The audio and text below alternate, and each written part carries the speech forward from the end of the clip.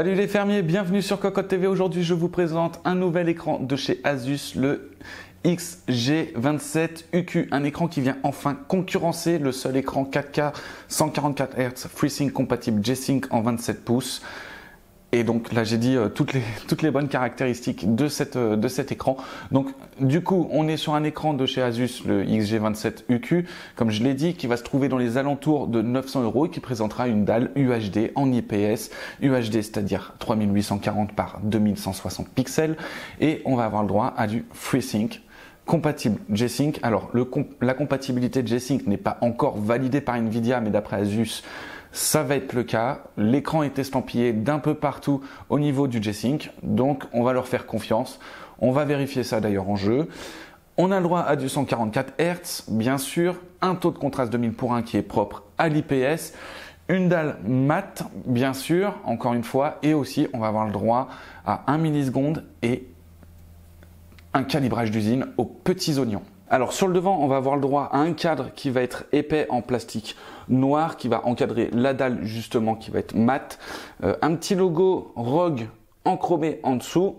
Et l'écran va être réglable en hauteur, en inclinaison, avec un pied sur rotation. Et enfin, un mode à 90 degrés.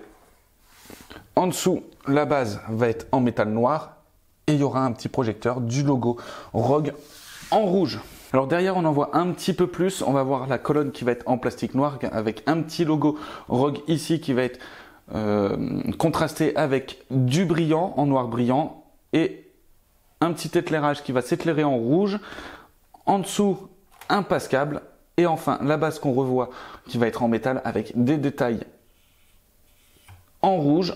Enfin, des dessins pour rappeler les circuits imprimés de la carte, d'une carte mère, d'une carte graphique, enfin des circuits imprimés avec des petits détails qui vont ressortir en chromé et qui vont laisser ressortir le RGB de l'écran. De l'autre côté, on est sur des petites rainures pour donner une texture à l'écran et enfin plusieurs boutons pour naviguer dans l'OSD, donc le petit joystick de navigation, 3 raccourcis et le bouton Power.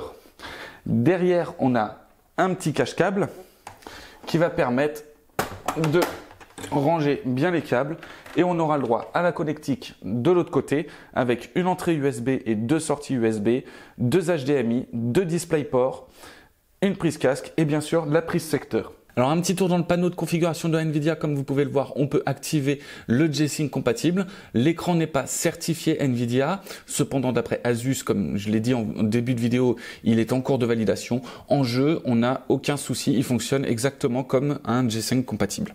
Alors petit tour dans l'OSD au départ avec à l'aide d'un clic sur le joystick derrière, on a le droit à d'autres raccourcis comme quitter, avoir un menu de jeu et un menu avec différents mode d'affichage et enfin le bouton Power. Donc au niveau de l'OSD, on va voir beaucoup de paramètres comme dans la page jeu, on va voir les différents taux de temps de réponse, l'Adaptive Sync, donc en marche ou en arrêt. Alors vous voyez ici, il y a le LMB est activable mais quand le G-Sync compatible est éteint. Le Game Plus avec un viseur, une minuterie, un compteur de FPS et un alignement d'écran. Je vous montrerai l'autre menu, ça correspond à cette deuxième touche. Le Game Visual, donc différents modes d'affichage qui correspond à cette touche-là. Le Shadow Boost pour pouvoir gérer différents noirs. Ensuite, dans l'image, on va avoir le droit donc à tous les réglages possibles et inimaginables de chaque écran à chaque fois, donc la luminosité, le contraste, l'HDR, l'atténuation dynamique, l'ASCR, le contrôle de l'aspect, le filtre anti-lumière bleue. Ensuite, dans la couleur, on a la température de couleur avec le mode utilisateur où on va pouvoir gérer 3 couleurs, le rouge, le vert et le bleu, différents gammas et la saturation. L'entrée, donc les 2 HDMI et les 2 DisplayPort que j'ai cités en début de vidéo.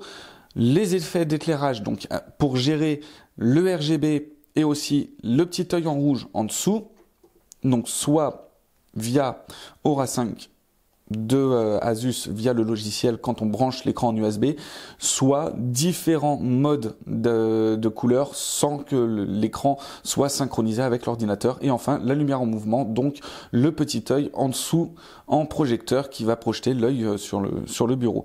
My Favorite, donc pour pouvoir enregistrer des raccourcis ou des réglages. Enfin, la configuration système avec tout aussi pour pouvoir régler, donc mettre l'écran français, le son, l'USB hub, l'indicateur d'alimentation, le verrouillage de la touche d'alimentation, ensuite la serrure derrière pour pouvoir bloquer physiquement l'écran au bureau, la configuration de l'OSD, donc avec le temps, le DCI-CI et la transparence, les informations, donc on voit bien en 4K, moi je l'ai mis en 120 Hz puisqu'en 144 Hz on a une petite perte de qualité puisqu'on passe en YCBCR 442 au lieu d'être en plage colorimétrique complète. Et enfin, tout réinitialisé. Je vous avais dit, je vous montre les boutons. Donc le premier raccourci, on voit un menu avec le viseur, la minuterie, le compteur de FPS et l'alignement d'écran au cas où vous auriez envie d'avoir un deuxième écran comme celui-là.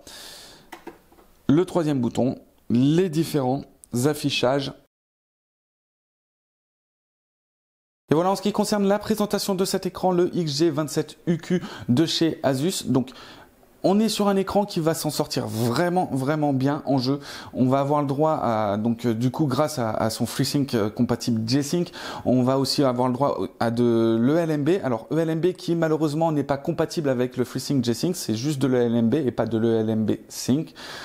On est aussi donc sur un écran avec la HDR. Encore une fois, la HDR, on n'est pas sur du G-Sync Ultimate, donc du coup, ou sur du FreeSync Premium Pro. Donc du coup, on va pouvoir activer la HDR en même temps que le FreeSync ou G-Sync. En dehors de ça, il est parfait. Pour les professionnels de l'image, l'écran est aux petits oignons. Donc franchement, un écran plutôt parfait pour son prix.